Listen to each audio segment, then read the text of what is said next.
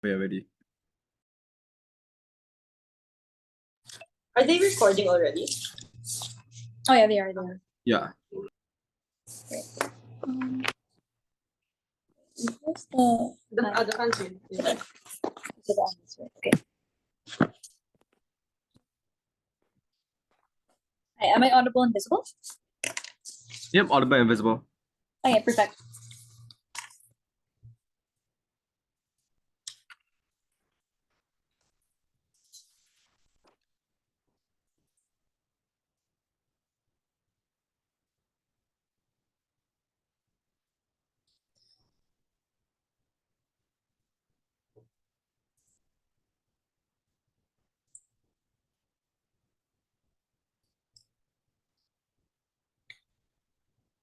When the lights go dim and another soul leaves this plane of existence, the first thing we do is pray.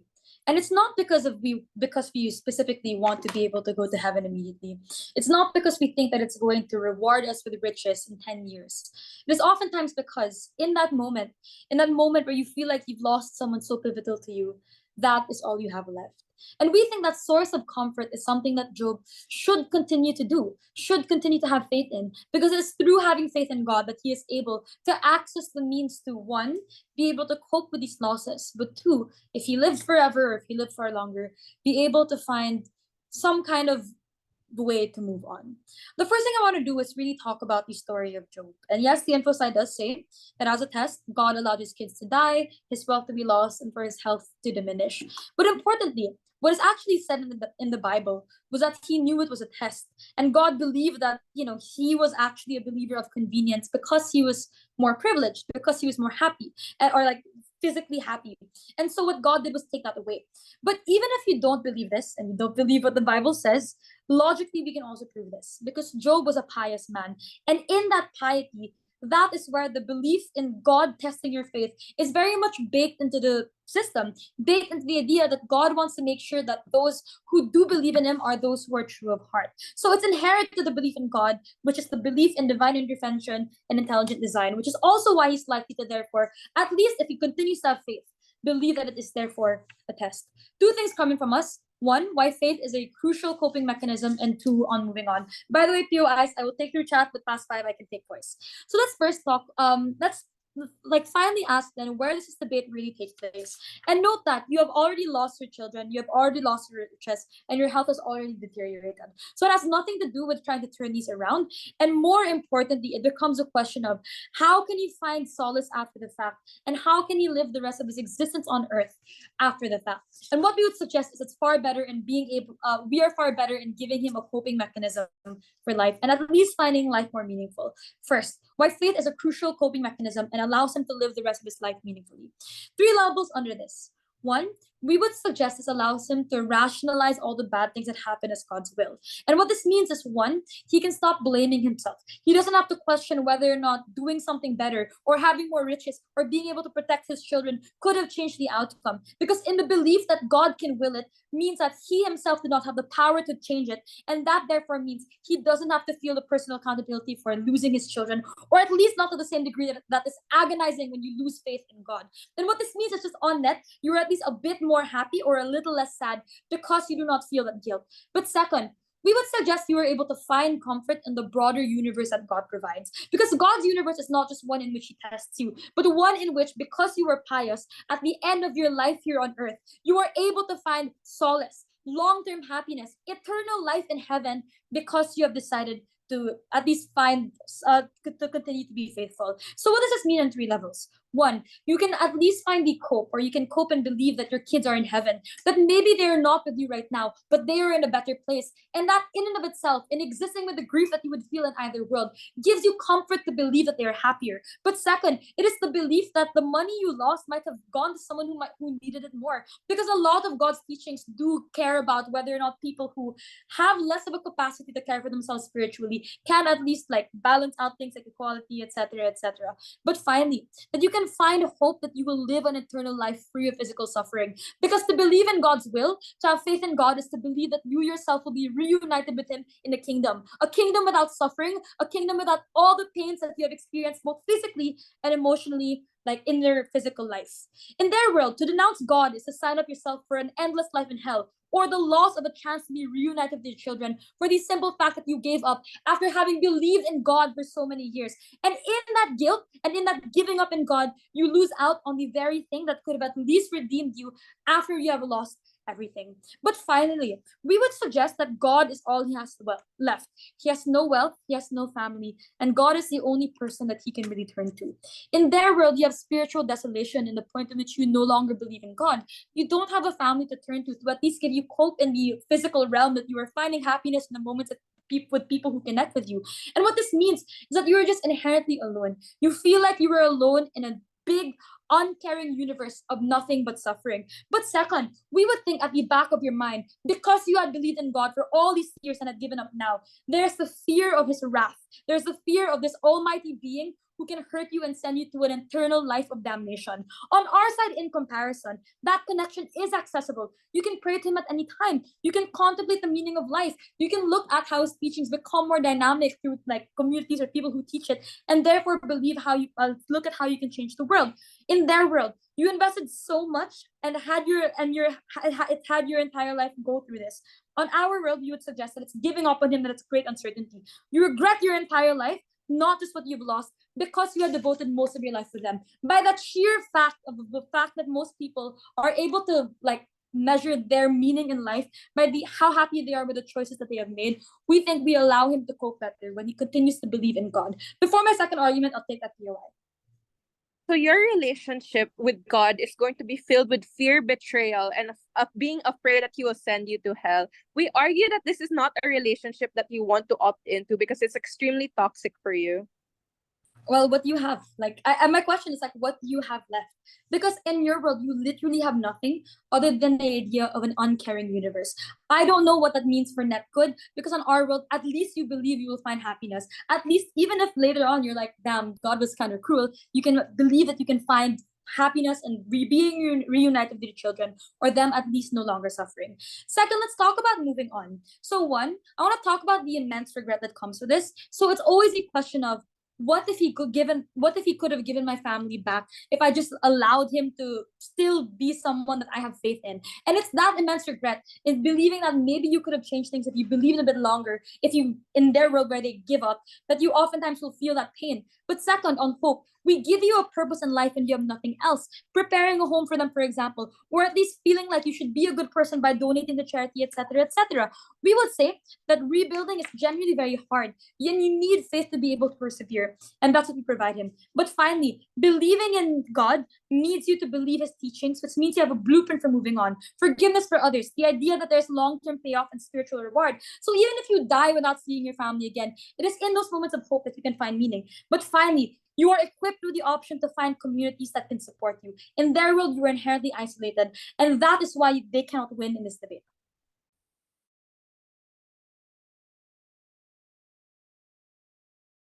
I think PM inviting alone whenever you're ready.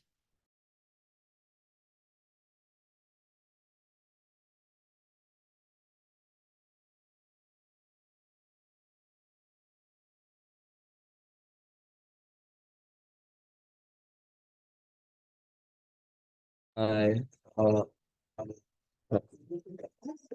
Where's Felipe?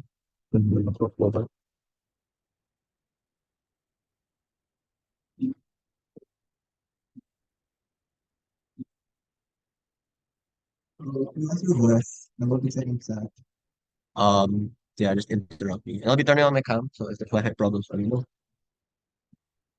Yeah.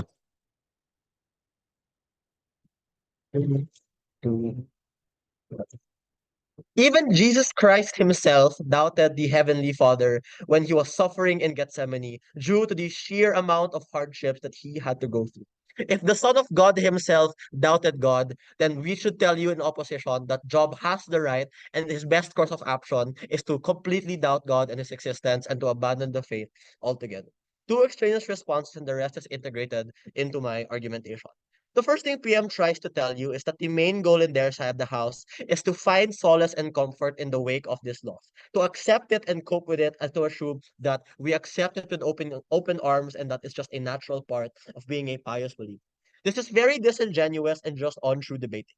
Why? Because that analysis is very predicative on their types of analysis being from the point of view of an outsider looking in. But as this debate is an after motion, we are required to put ourselves into the position of Job in the midst of that untold suffering. So we have to weigh then from both sides of the house the severity of his relationship with an imaginative being like God versus the relationship with his family, with his wife and kids, who he had to see die in front of him.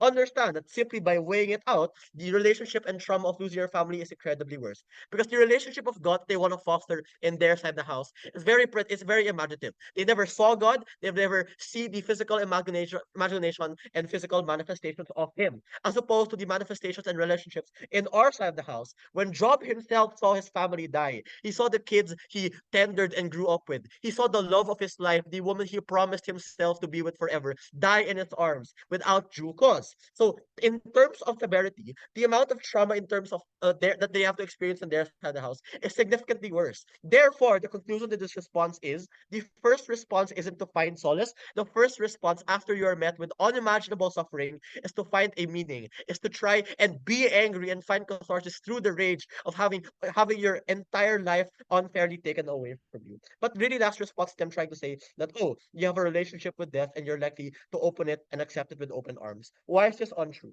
Understand that humanity and individuals have a biological inclination to continue living. Even the most diehard Christians and Catholics still seek medical attentions when they are on the verge of death or when they went through an accident. Because as much as we want to believe that there is a heaven, there is that biological voice at the back of our head that is telling us, what if there isn't? Therefore, we have an inclination to want to keep living no matter how hard we believe there is an afterlife. Which means the conclusion to that response is from the goal in it of itself from Prime Minister is already disingenuous and absurd insofar as from the point of view of an individual who is average, who has gone through all that stress, it is just not moot and the interests don't align. First argumentation then is the fact that on their side of the house, understand that from the point of view of Job, the suffering is so overwhelming that Job does not have the capacity to believe anymore. This is important. It's because when we're able to prove to you that he does not have the capacity to believe, obviously he can't love God, he can't keep having faith because he just doesn't have it in him anymore.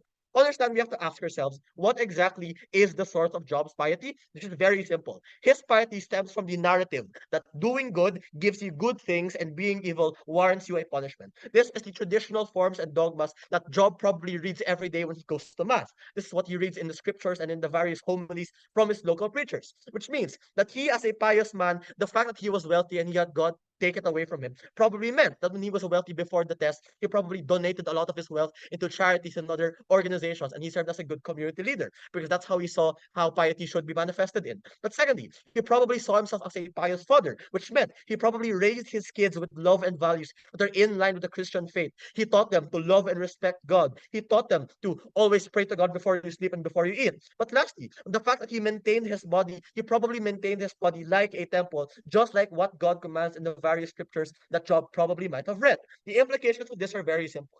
Understand that on both sides of the house, the sheer severity of God's punishment, specifically harming those individuals like the children who had no means to defend themselves, the kids who were promised fulfilling lives into the future, ones that are now wasted, a wife who has done nothing but be faithful to her husband and to the God she has promised to save, dead in their tracks in the middle of her fulfilling life.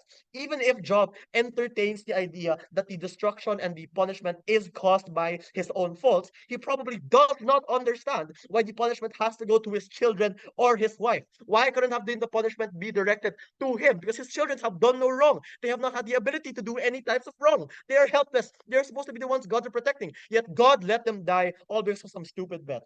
In conclusion, two-way metrics of vulnerability. Number one, in terms of centrality, the ramifications of this loss is more intense on their side of the house. Why? His family was more proximate and central to him than God ever was. He interacted with them every day. He nurtured and let them grow. He had dreams about them. He wanted his kids to be successful. This has been taken away from him. So it means that the severity of that harm is so intense. The conclusion then is that he now lacks the ability to believe for two reasons. Number one, he sees this as an unfair betrayal, and he sees God as not worth believing in the first place. If God does not care for his strongest soldiers, then why should his strongest soldiers serve the Lord? But secondly, he has nothing left to believe for. He was probably pious by the hope that his piousness would probably translate into good lives for his children and his wives, but he has nothing left. There is nothing left to promise for.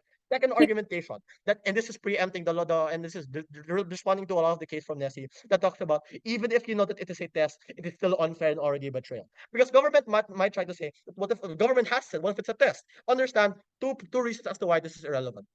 Number one, this is probably not Job's first test. The fact that he had wealth before, that he was healthy before, that he found love before, those were already tests in and of itself. Because when he had money, he had the opportunity to be corrupt with it. When he had a wife, he had the opportunity to cheat on his wife and to be bad to his children. But the fact he stayed pious despite the temptations of the world meant that Job probably, in his point of view, saw himself as a good person that warrants good things. But secondly, this goes against the pietical foundations that made the basis of what his faith was in the first place. Understand that a test of this magnitude should not have happened in the first place at this point of time. From Job's point of view, he has done nothing but be good. He has loved his family. He has followed the Torah. He observes traditions like Hanukkah and being kosher and the like. The implications of this are very simple. Job sees this as a betrayal, and his faith, which is a relationship with an omnipotent being, he sees that there was a covenant that God gave to him, and a covenant and a promise that God broke. When God promised, after he flooded the entire world, he promised Noah that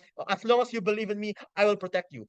At this very moment that God punished Job for no reason, he broke this promise, which means that even if you do believe in an afterlife after this traumatic experience, why should you believe in justice in the afterlife if there is no justice on earth?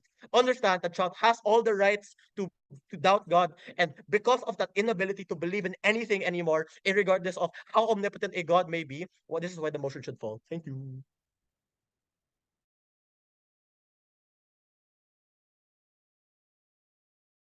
I think LO inviting DPM whenever you're ready.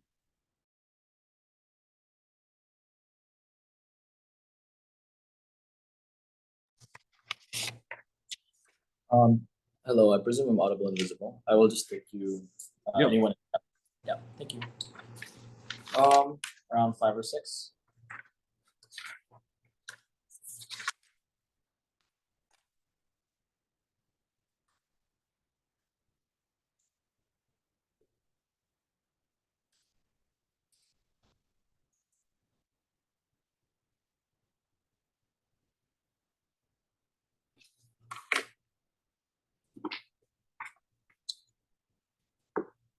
Okay, starting in 3, 2, 1. Firstly, some callouts, and then afterwards, 2 contributions from my speech. Firstly, then, just the biggest callout of the case. This is an after motion. Op cannot win by saying, vibes, God is evil, we ought not believe in him, because we have to talk about what specifically Job is likely to interpret given his social circumstances and the way in which he's already lived his life. He's already been a devout Catholic from the beginning of his own life. He's had a family that was also Catholics as well. He was taught these particular values. This means that all you should account for in terms of material from their side of the house is what he will likely believe, how he will live his life post this point. They cannot simply say, well, he has the principled right to not believe in God, because that's not what we're debating. What we're debating is what's better for him to believe given his certain circumstances, which to the large extent from the previous speaker, he has not proven. At best, he says you will gain some form of catharsis, I guess, but they do not illustrate what this catharsis is to the detriment of their case, to a large no response from the case that we get from Nessie, from the previous speaker. Then, 2 contributions. Firstly, I'll weigh the extent of cognitive dissonance or doubt in the best case on both sides of the house. Secondly, I'll talk about the long term, why we have a better long term way in which we can live our lives on our side of the house in terms of Job.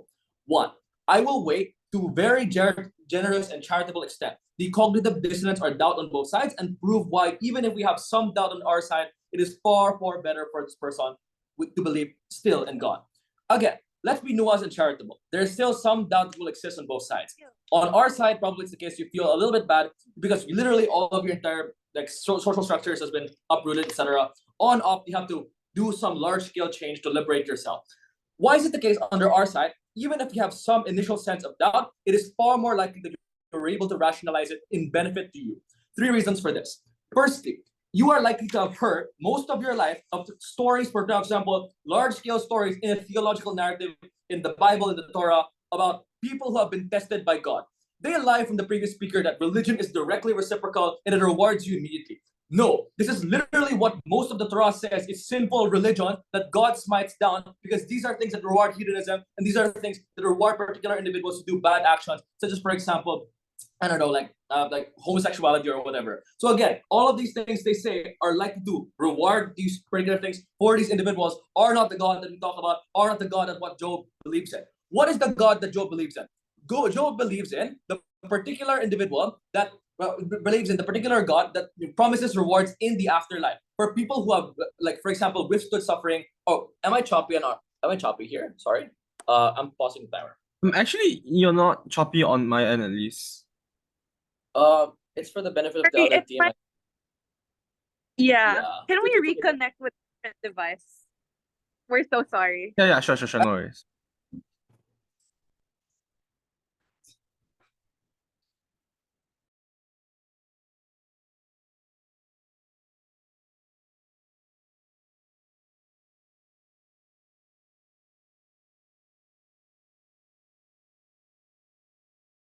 Hi, okay, sorry. We're so sorry, but we're all G now. We're all good. Thank you.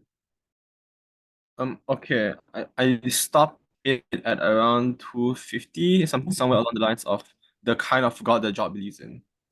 All right, so I'll start again. Yeah. Or on our timer, it's 2:40. Oh, sorry. Yeah, 2:42. That's okay. I'll just resume from that. Okay.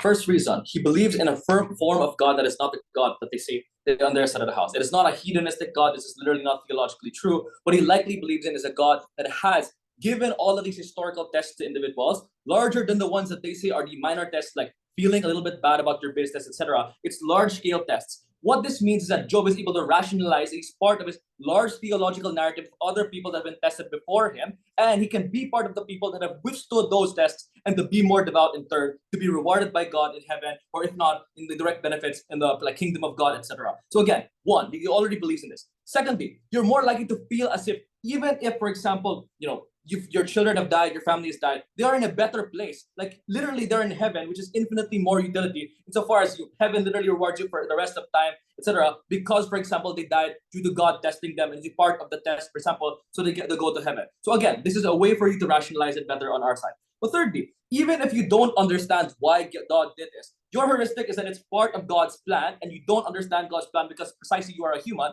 but you still believe in it anyways, and precisely because you are a member of the faithful. This makes you feel that you are a better member of the faithful, that you are more likely to, for example, be guaranteed a spot in heaven, or that you're a good person and you live in the validation of yourself as a good person. All of these three reasons mean that you're more likely to rationalize it in a good way, even if you have initial doubt. What does OP ask you to believe? Their side asks you to believe that you can unwound every single aspect of your literal identity as a religious person in this particular time. At the moment that your literal family has died and you have lost everything, you will then make this choice that you could potentially regret for the rest of your existence. That one will more likely to make you feel as if your children will not go to heaven, and more likely to, for example, go to eternal like nothingness, etc., which is negative utility at all, because you're probably to likely believe that is far worse than heaven, for example. Secondly, you're more likely to be aimless in general. You don't know how you can rationalize these things. They assume that you can rationalize it because you can shake off God. But there are different ways in which people cope with particular things. But note specifically, this person has lived for most of his life believing in God and asking for his advice and asking for teachings from other individuals. He has completely no aim and way in which he can rationalize this on their side of the house. So there is the largest scale of doubt, because it's entire unwounding and self-destruction that has to happen for you to believe their liberation. What does this mean? It means that one, the magnified harms on their side of the house are simply guaranteed because they have no aim for it to do so. They have no heuristic in which they can process their feelings. Under our side of the house, they literally have God, they have this existing connection that just gets deepened, and they feel as if their family is in heaven. They feel as if they will themselves go to heaven, which is infinite utility. But secondly, it's just worse for their side of the house because they cannot move on. I'll prove why specifically you cannot move on in the second contribution. But before I go on, I'll take up UI if you have. 3, 2, 1. Okay, let's talk about moving on. Their side gives you literally no ways in which to get past this other than, well, God is evil, therefore you will put past God as being evil. Again, this is not an actor analysis for why this is going to be good for Job. I will prove that now. what is specifically good for Job in terms of viewing God as like existing and being like devout, etc. as a person.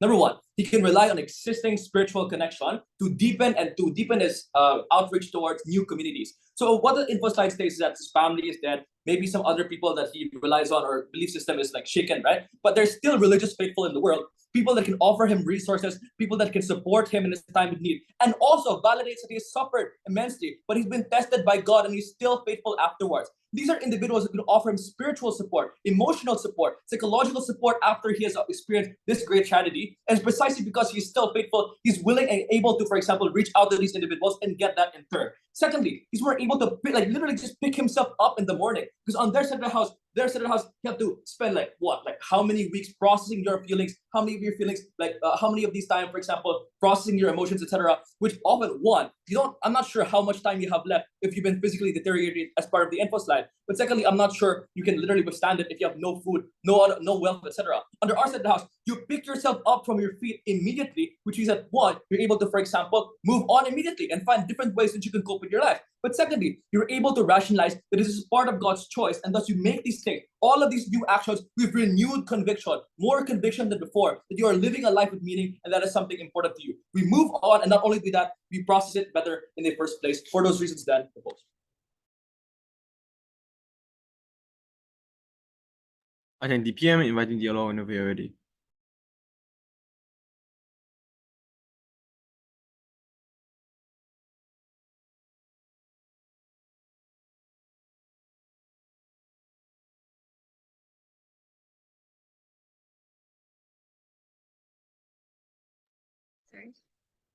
Sorry, I'll get my time. My water.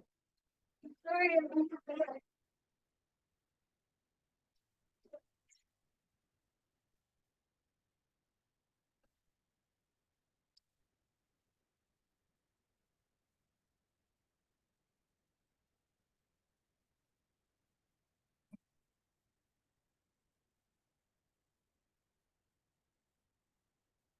Yeah, I threw voice because I can't see chat. Okay, starting my speech in 3, 2, 1. Faith falters, and we find other means to create a meaningful life, one that is justified when God has already forsaken you. In the Bible story, Job in the Bible faltered in his faith. So therefore, government can't assume that he is a perfect man with perfect beliefs and a perfect Christian or a Catholic that believes solely towards God's, given the fact that he probably has other interests. The first thing I want to respond to is towards the previous speaker, that he told us that you probably believe in God as a fullest extent, given the fact that you've already been indoctrinated by many scriptures in the Bible or teachings, that you do have some form of test. But understand that the nuance to this is that you don't necessarily have massive punishments like the one that Job is experiencing. No one in the Bible have experience God taking away their children, their health, even their wealth. And majority of the time, the scriptures themselves were small tests that was doesn't provide long-term suffering. Even Abraham, that was tested by God to suffer his child Isaac, was stopped, and therefore he didn't have to sacrifice anything else. And majority of the time, you will parallel yourself towards these types of characters, towards these types of teachings, and say, why is my punishment and my suffering not commensurate,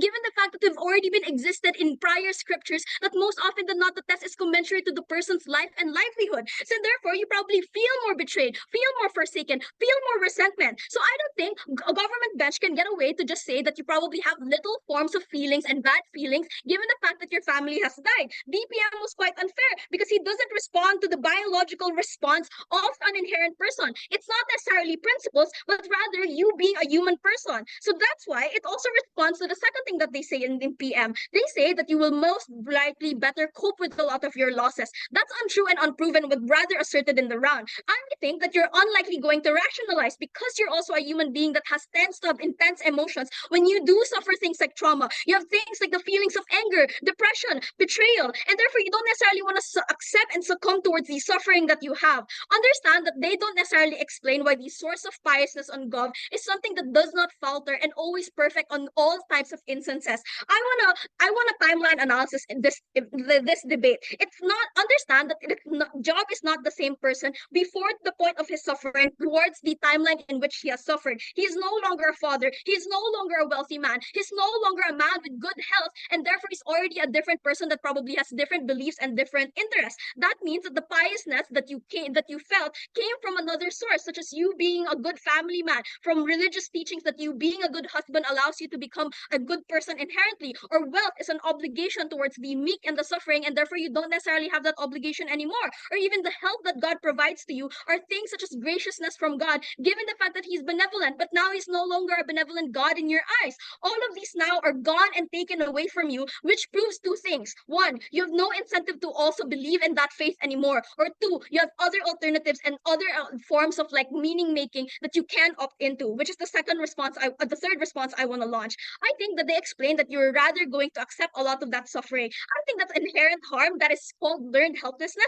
which majority of individuals don't necessarily want to succumb to. In the story, or even Job himself in the info slide, he still have an extended family, given the fact that it's only his children that died. He still has a life that it's fighting for. He probably has friends that probably support and have a community. He also still has things like passion and goals outside of being a family man, outside of being a wealthy person. Similar to many stories of Mormons who leave their churches, or Catholic members who renounce God, find other meanings when they have lost the life that they have prior lived. So it is just for opposition to explain why they are likely going to move out of this and find other better alternatives, which they don't necessarily respond to as to why that's inherently not something that he can do, or why is that something that is not necessarily just, or why is that harmful. So they don't have any explanation. The only thing that they say is you've lost everything and therefore you're nothing in this world, which is untrue in the spirits of the debating. To extension then, why firstly, Job has the best interest to become more self-sustaining because that's the most certain, like the more certain outcome in this debate. This is important because Job is not a perfect Catholic who always believes that God has his back. Three mechanisms. Firstly, your prior suffering probably means that you relied mostly your pious prior to you suffering relied mostly in God's favor and blessing. And now this is something that is uncertain, and you don't necessarily know whether you want to believe this in the long term. But second, you probably have other alternatives and revelations that you have found and expounded on as you trying to grieve your loss. Things like state welfare that helps the vulnerable actor, agnostic and atheist communities that follow fundamental morals of even inside the secular world, which are things that probably align with your own specific value. You probably have extended families and friends who you live for that are not necessarily the most Catholic individuals or the most individuals, and therefore you find meaning in those things. I think the impact of this is that one, most likely you have the most agency and free will versus the church compelling you to forgive and to give up everything, which is an uncertain thing, and you're unsure whether or not you want to continue this type of lifestyle. But second, it also means that you probably have solace and closure. I will pause my speech.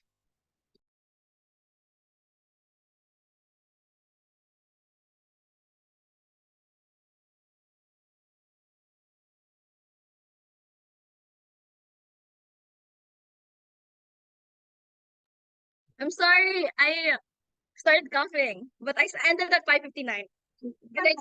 5:19. So that means I can continue. I'm sorry. So I'm sorry. No, I think just take your time and Okay, I'm sorry. Okay. Resuming my speech, I think that you probably have more solace and closure because instead of your suffering being unsure on the incentive structures of deity, that just means that it's just the consequences of randomness and the risk of life. No one made you suffer. Number two, you don't have a predetermined life, and therefore you probably have more agency to decide for yourself rather than following God's will. But before moving on, I'll take the POI. Just because you were angry doesn't mean you don't have doubt. There's still no proof that you will not think about these previous beliefs that you held, and it will withhold you for the rest of your life, even if you want to betray God. Okay, you still have to prove that in your speech, and you cannot build that in a POI. So therefore, that means that we can also argue on our side to the extent in which they can move on past their religious beliefs, given the fact that they probably find a community outside of things like the secular world. The second thing I want to launch in this debate is just Job does not believe in the justice on afterlife because they don't necessarily see the justice on earth. I think that's the harm on government bench because most of the time Christians consent to believing in three specific metrics of a God. One that is benevolent. That means means that God already failed to becoming benevolent given the fact that vulnerable children have died and faced violence in an early age of their life. 2, they're omnipotent, therefore they have the power to stop the suffering of the world, and therefore he have suffered a lot of the good soldiers that he has on earth, and therefore he's no longer omnipotent. 3, he's no longer omniscient because you knew that you probably have complete information as a God, and you knew that Job would have failed this specific test. So why is he allowing you to suffer for this test in the first place? That means the 2 impacts of this is that 1, it is the best interest to stop believing, given that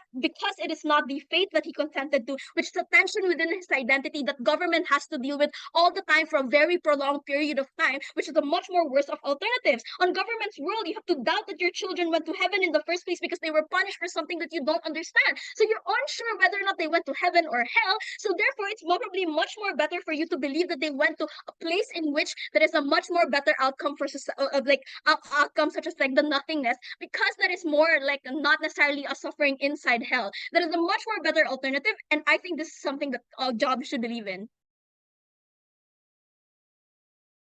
I thank Gelo, inviting Garfield whenever you're ready.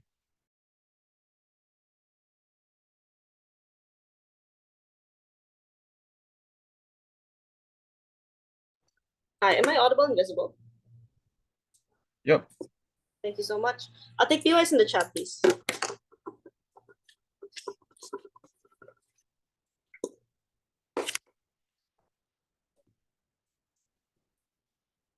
What this team fails to deal with is the fact that if you denounce God, you're basically saying that up till this point in your life, everything that you have believed in is wrong. To someone who's already lost something, they would prefer that this actor have nothing to believe on, nothing to put hope on, and therefore just be alone, because it is incredibly uncertain in the perspective of Job if he could even recover afterwards. And that's why it's so important, because it isn't just about, for example, the fact that you're hurt or betrayed. It is the active uncertainty that opposition adds to this vulnerable individual and makes it that it's harder for them to believe that life is worth living. The first thing I want to prove here is in this community's part, didn't really get a valid response. What they say here is that you have extended family. 1, atheism and agnosticism, at least according to the Bible, did not exist at that particular period in time. But secondly, if you go to your extended family, say that, for example, your wife died, and say that you don't believe in God anymore, they probably will blame you because it is the fact that you faltered faith in God in the first place. The important thing and the important analysis here is that communities at the time, at least the ones approximate to Job, were ones that are very, very religious, and oftentimes support was contingent on spirituality. What that means is that in order for you to have people to relate to, in order for you to have communities that will accept you and give you aid, you often needed to be as religious as them, and that's why it's also an important metric even if you are self-interested. The second thing they say is on the inclination to keep living, because 1, the example they give of poor individuals is just incompatible. If they say those so themselves that you are at your lowest point in life where you have no social support, they cannot just fiat that you will still find meaning in life. But secondly, even if it is true that you can live, it is the fact that you are already weak, you are probably going to die at any point in time. Would you rather have that short time span being angry at God, or for example being able to cope with the fact that maybe what I feel right now isn't permanent? For the only issue in this debate is, what are the proximate interests of Job? The first thing I want to answer is, how will you cope with what happened? We have a very simple piece of analysis here, that in order to rationalize or explain what happened, there are 2 things. 1, this believing in God is the only way to cope, because alternatively you blame yourself, which is far more guilt. They talk about trauma. It is the fact that you saw your child die in front of you. If, for example, you denounce your belief in God, which is basically saying that you don't believe in God, that often means that you put light on your own agency, which you blame yourself for not saving your child or not working harder to, for example, make sure that your business didn't fail. So in fact, that agency that they talk about is alienating to Job specifically. But secondly, it is the only way you know how to cope. They want to talk about self-sufficiency, but it's the fact that you were built around this narrative that all of your actions were for God, etc. So at that point in time, do you really know if you can be self-sufficient? They won't really prove that. What is more important is that you have dedicated your life to spirituality. That is that the most accessible form of solace to you is in the comfort of God, and you're uncertain if you find any form of meaningful solace outside of that. And oftentimes there's a great uncertainty of how you will process this event, and this team did not explain as to why it will be in a productive way. Opposition's material here is to suggest you are pious on the condition of good reward. 1, not true. A lot of the values that were preached to people at the time were based on values of loyalty. They want to talk about, for example, Abraham. It is Noah's Ark or Israelites that were oftentimes indoctrinated to younger individuals to make them believe that the one thing that gets you to heaven or salvation is things of loyalty, giving what you have, for example, for the benefit of God to prove that you are not material. But the second thing is that reward was framed in the afterlife. So you can't be like, oh, you feel bad because you don't get the reward right now. It is fact that the reward was framed in the afterlife, that all of the suffering you feel right now are something that is material and therefore will not carry over when you go to the afterlife. So that's why it's important, because even if you feel angry right now, you can still believe in the afterlife and want the benefit of salvation in the afterlife. The second thing I want to point out here in terms of response is that if it is true that you are framed against, for example, the story of Abraham, that is good, because you have the biggest punishment, which means that you are the most devout follower of God to the extent that he had to test you the most. So that is probably a good thing for Job to materialize at the time, or to rationalize at the time, because it demonstrated how strong his faith was, and that is something that he can hedge on, which is something he can gain comfort and solace from. The second thing I want to talk to you about is on coming to terms with what happened. Here's the crucial thing. It is important for Job to believe two things. That one, his family is in heaven, but secondly, that your pain is temporary until you go to heaven. The response you hear from the previous speaker is that we don't know if your family will go to heaven.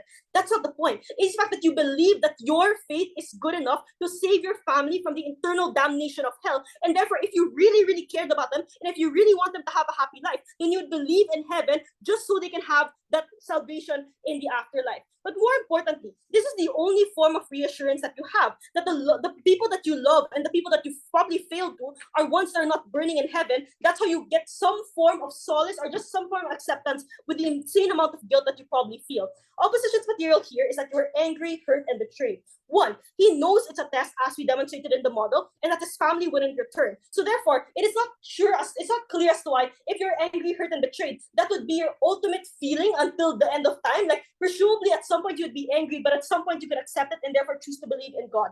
But the second thing is that they say themselves, it is not the first test that has been done.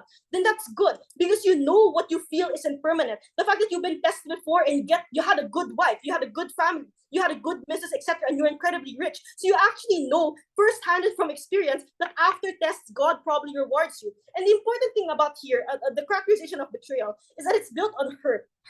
The way that you curb that hurt is by believing that you will do better in the afterlife, because you aren't able to pass or carry that emotional burden on you anymore. But the last response is, importantly, this layer of analysis is quite irrelevant, because you can be hurt but still believe in him. So I'm unsure as to why you being hurt actively means that you have to actively denounce in God. Before I go on to the last point on how being God-fearing is still a good benefit, I'll take a POI. The justice in the afterlife is contingent on a benevolent God. When you are unsure if he's even benevolent in the first place, when the suffering that you have experienced is not commensurate to the standards of benevolence that you're often taught in church. No. God wasn't taught as completely benevolent in church, nor was he taught as, for example, someone that only rewarded you if you believe that he was a good person. Oftentimes, the way that you were taught in church was to be loyal to God, to give all of your material possessions in order to gain that afterlife. And that's why it was incredibly important, because even if you're God-fearing, even if you're hurt, you still believe you deserve that afterlife, which is even more solace that you can get on the comparative. On the God-fearing point, here's the crucial thing. This team likes to talk about uncertainty a lot. That's good for us, because if it's true that uncertainty is such an insane feeling that Job feels at that moment, then the first thing that you would, and the most important thing that you would want to do, is hedge against that uncertainty. You saw viscerally how God can punish you. So the question is, how else can God punish you if you denounce him? Will you regret, for example, the fact that he cannot give you your family, he will not give your family even if he could? The fact of the matter is, you are uncertain of God's intention. You know that he is an all-powerful being. So even if you fear him, you would still want to believe in him, because you are scared of any possible risk that can happen afterwards. They say in a POI that you don't want to be in a toxic relationship, but presumably you wouldn't want to be tortured either. So that's why you would still believe in him at the end of the day. In all cases, we prove as to why the faith in God is something that's important to Job for those reasons proposed. I think frame. I'll wait whenever you're ready.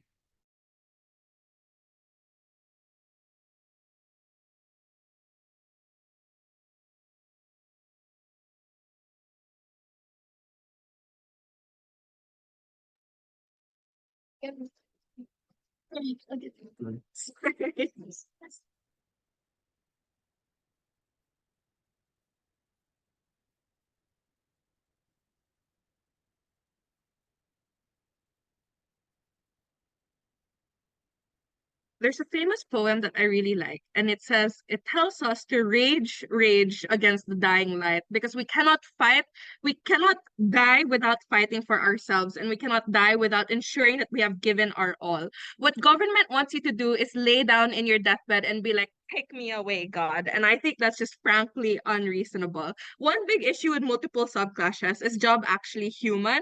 Because understand opposition tells you you feel regular things like anger and betrayal so deeply. And the difference between being able to, like, being hurt but still believing is that on this scenario, you have lost everything and the hurt is so deep because everything you have ever loved was taken away. It's so difficult to see past this pain. It's hard to hold out in the face of isolation and in the face of hurt. Understand that they cannot simply say that you love God unconditionally. Why is this so important? Because understand it remains unresponded to by Gabi. At best, they tell you you love God unconditionally, therefore you're still going to continue believing in Him. But Gabi tells you that it is one innate in your human biology to believe that you have to. This pain is so bad, you're physically hurting, that you cannot believe in something that has continuously hurt you. Why is this so important? Because one, Job's relationship with God is now destroyed. And this is important because the relationship with God that you have is the prerequisite to the faith that you hold on to. Simply because you cannot repair a relationship that no longer exists. This means that God, at the moment God takes away your one child and every single child you have, at the moment He takes away your health and your resources, it's likely that the relationship you feel is continuously that you are being betrayed, that God has smited you, that God has punished you for no reason. But even if you don't buy into your framing, Kim already tells you that if you think that these things happen randomly, why didn't God save you from these situations? No, even if you knew this was the test, we flip them and make it significantly worse, because this means you know that God intentionally imposed this earth-ending pain onto you, and you're supposed to sit there and be okay with it. Their response to us is to just say, oh no, it's a sunk cost, therefore we cannot let go of this sunk cost. One, not that you cannot live your entire life around a past investment, and it's just a horrible thing to do. This is exactly why we remove many things in our life that no longer serve us, like a toxic ex or a bad parent who was abusive. You may feel sentiment or hurt, but you know that it's something that you continuously have to do, and you know that it's something that is no longer serving you. The conclusion is simple. They simply asserted that you have loved previously, therefore you will continue to love, when humans don't work that way at all. When things are always changing, which is what we prove. When we prove that we feel actively attacked by God, when we feel actively smited or cursed or punished for things that we did not deserve, simply because we've been a good person and we've been passing tests in the past. But lastly, we prove that we do not stay in some cause that actively harm us, and this is why it's rational, because the human brain wants you to fight for your life because it wants you to keep going and keep living. Secondly, they assume that the love Job had for God is unconditional. This is simply an assertion and it's untrue. And they say because of this, therefore, nothing will get in the way of his piousness. One, note that this is untrue from what Tim tells you, that you build so much resentment that things are not always unconditional, when a lot of your piousness is based on things like believing that God is all benevolent. And maybe they tell you God was never benevolent, you're supposed to just be loyal. We think that's absolute bullshit, and we think that it's irrational because you believe that if you do good things, God is benevolent enough to pay for your good things. We believe that God is a good celestial being that won't curse us because He wants to have fun. He saves us from Satan because He doesn't want us to get hurt. He embraces us in His love because He wants to ensure that we grow up loved and cared for. Yet at the same time, He ensures that all your children are dead and you have nothing to live for anymore. The conclusion here is simple. We believe that things are transactional. Even PM themselves conceive to this. You believe that God is only good because you receive good, and He did good all His life as Job. You have been met with punishment, and that's not something that Job wants to continue to tolerate.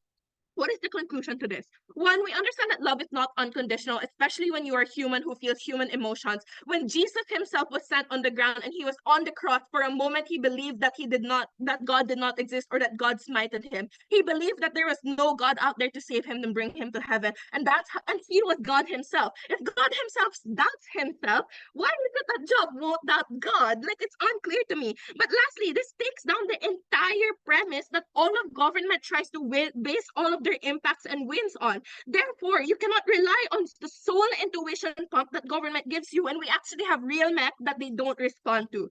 understand how unreasonable and absurd government sounds like. They say we lost everything in life equals we love God more. Thank you for losing everything in my life, God. Like, that just makes no sense, and it's not intuitive, and it's not persuasive. If I love somebody, if I was married to them for my entire life and they shot my cat, not even my child, my cat, you know what I would do? I'd break up with them. So it just makes no sense that if God, the person you love so much, takes away everything, you're just gonna sit there and be all right with it. I'll take a POI now. So you admit yourself that Job has been indoctrinated in the church for the longest time. Does he actually know what life looks like outside of God, and how will he deal with that uncertainty? Yeah, he has a community. He has friends. Like, not everybody in his community believes in God. Like, what? I think it's unfair you're setting this in the Bible, by the way. Like, I think we're able to talk about things like therapy because the motion doesn't tell us to set this in a prehistoric time where therapy didn't exist, and that's unreasonable for government to do. Second thing, if government wants to argue that he holds out all hope and all that he has is that, and God is all that he has, and you don't deal with that, they don't deal with two ideas. One, that betrayal is worse when God is giving this betrayal because he has smited you like I expected. But secondly, it's untrue because you have other meaning-making things, like you previously have developed communities, which thank you for the POI. They say that you need solace, and the only solace you can get is from God, which I think is simply untrue. Because what are you gonna do? You're gonna pray to God, God, please heal me, I'm bedridden. After 5 minutes, you're still bedridden, and you're like, I love you, God. Like, that doesn't make any sense to me. Like, it's likely that you're going to pray and be met with silence. I don't understand how you suddenly get solace from this all being that doesn't even respond to you. And I'm not demonizing God. I'm a Christian. I'm a faithful person. But Job has been through so much shit, and you expect him to get solace from the person who beat him. It's like asking your mother who beat you for forgiveness. Why would you want to do that? Understand, the response is just to say therapy doesn't exist, but that's just uncharitable and bad debating. For all those reasons, vote for opposite. I think we're inviting up. Reply whenever you're ready.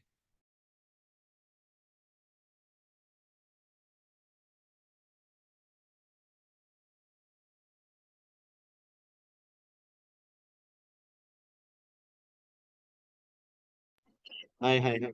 I'm gonna start now. Or stop at right. Yeah. 3, 2, 1. Very good. 3, 2, 1. So in the traditional story or the base story where this motion is based off, the reason Job was tested in the first place is because God made a bet with Satan. That Satan said, "Oh, I bet you Job wouldn't falter if you kill his family." And God was like, "Okay, bet, let's kill his family." So God literally killed kids. He killed a loving wife because he had a gambling addiction.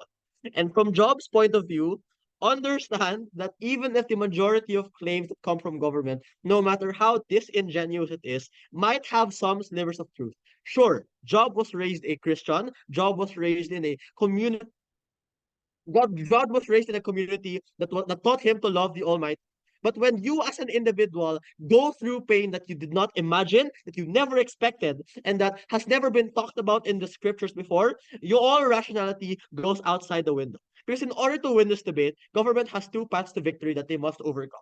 Firstly, they need to outweigh that the belief in an imagined, untangible being, so the belief in God basically, is more intense from the point of view of Job when you compare that to the sheer tangible carnage that Job sees before him. The sight of his children dead in his arms, the sight of the love of his life not being able to respond. Opposition blocks this. How? We're able to block it by telling you and proving you that the resentfulness and anger that Job sees before him is more intense because of the proximity of that trauma and suffering. That you yourself don't just identify as a pious individual. You are also a father. Even if you were a believer before, me and Kim and even Tiff has illustrated submit to you that the mindset that Job will be thinking after this betrayal is that this is unfair, that I have done nothing but be a good servant up to that point, that this is the most extreme punishment according to the scriptures, that nobody in the Bible or in the parables has had to go through this much pain and intensity. It is significantly worse in their side if they try to claim that you were raised and you were raised to be faithful. Because when the unimaginable truth of betrayal hits you in the face, all those decades of hope and praying goes out the window. You do not only feel sad about the death of your family, you feel angry that you invested time and effort and money into a being that did not love you. Secondly, they need to win by they need to also prove how their impacts or argumentations outweigh the so basically they have to prove why the fear of possible punishment when you abandon God is more prevalent or is more impactful than the established harms we talked about in opposition. Why is this not true, and why can't they win this clash? And overall, why can't they win this debate? Understand that the viscerality of that pain in it of itself is illustrated by the beautiful argumentations talked about by me and Kim. Because Job as an individual, as a human person, is going through unimaginable pain. Even if they try to argue that logically it might be better in some instances to hold out for afterlife, to try and think that, oh, this is all just a test. At least my wife and my kids are who I loved so much are in a better place now. Job is still human. Notice how they never respond to the argumentations that came from Elo that talks about the innate biological desire to stay alive. It doesn't matter how religious we are. There will always be that voice in the back of your head saying, I don't want to die. I don't want to meet God yet. I want to enjoy my material life. I want to enjoy the physical life with the people I love. Because no matter how hard we believe, there's always that 1%. There's that mind in the back of your mind saying that what if it's not true? What if heaven does not exist? That is what Job is going to. That is what Job was going through even when he was super pious. It doesn't matter how pious he was. There's always that predetermined biological doubt on the fear of death. And now that Job has experienced the death of those around him, that fear has gone up 100%, which means that their argumentations on solace and accepting fate is just moot and irrelevant at this point in time. Why? Because when we have to put ourselves in the point of view of Job, there is one thing we see: suffering. The second thing we see, betrayal. And the third thing that we think of when we hold our children in our arms is that, why have you forsaken me, God? Why have you forsaken me? I thought I loved you. Thank you. I think I'll reply. You have to reply whenever you're ready.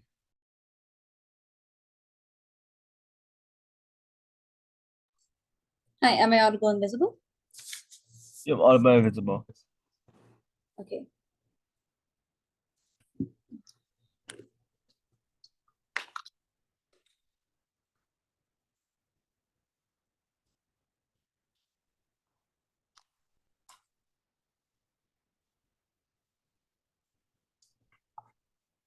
Okay.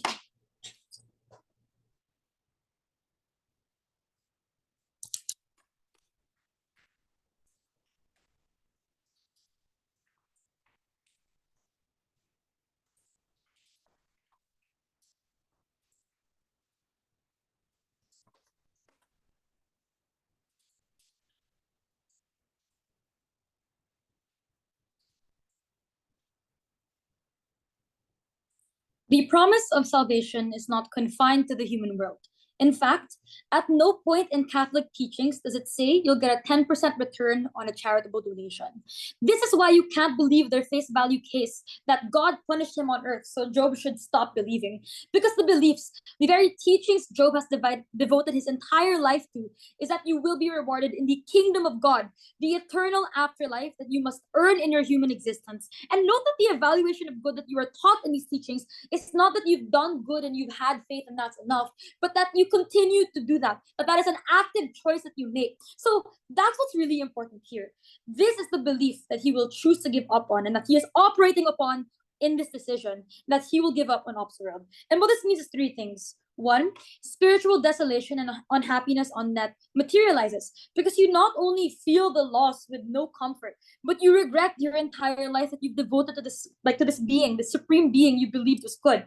But second, it ignores the fact that Job actually experienced a lot of joy and material wealth that he also attributed to God that the vast majority of people in his lifetime never got to experience. The fact that he felt love, the gravity of loss that also means that He gave you something so good, the love of your life, children that you could never want to replace, etc. And these are all good things that other people still believing in God had never gotten. And that is still something that we think is part of the calculus of Job in this decision. And that is something that they never deal with. But third, what this means is that when they leverage the idea that this is an actor debate, they lose because they run a generic case on he is hurt, he is a human, therefore he can turn away from God. But one, you have millions of others that actually prove otherwise. You have the global poor who still believe in God despite their suffering. But even that, we win because maybe it doesn't make sense to opt that Job would choose this. But what we explain is that it makes sense to Job, to what he has devoted his entire life to what he has learned and believed in from pretty much the time he was born to the time that he had entire children, an entire family.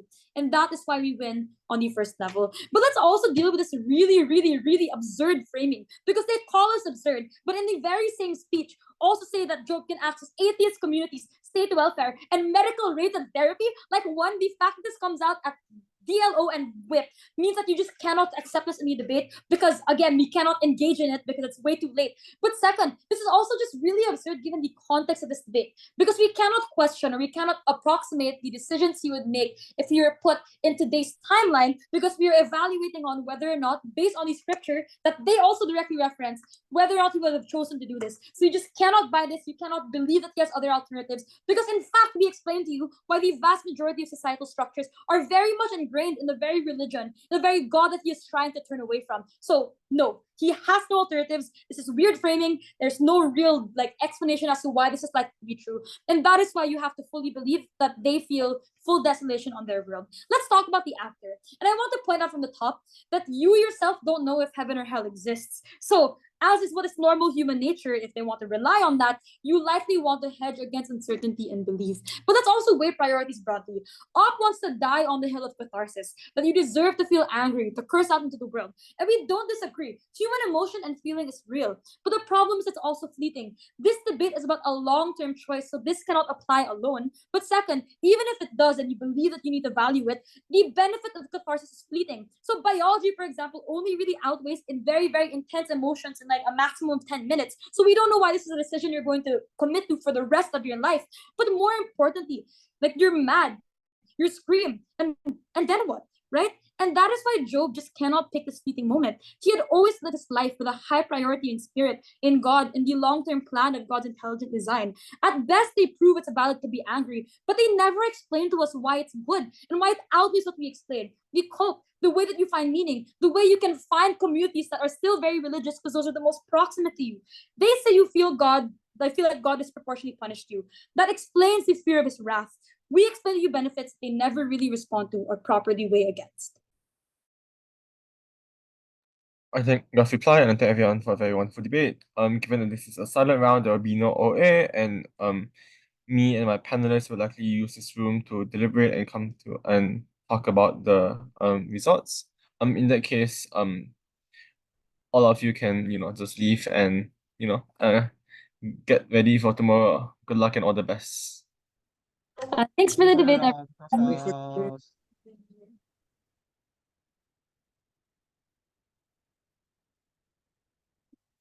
Guo, how is it possible if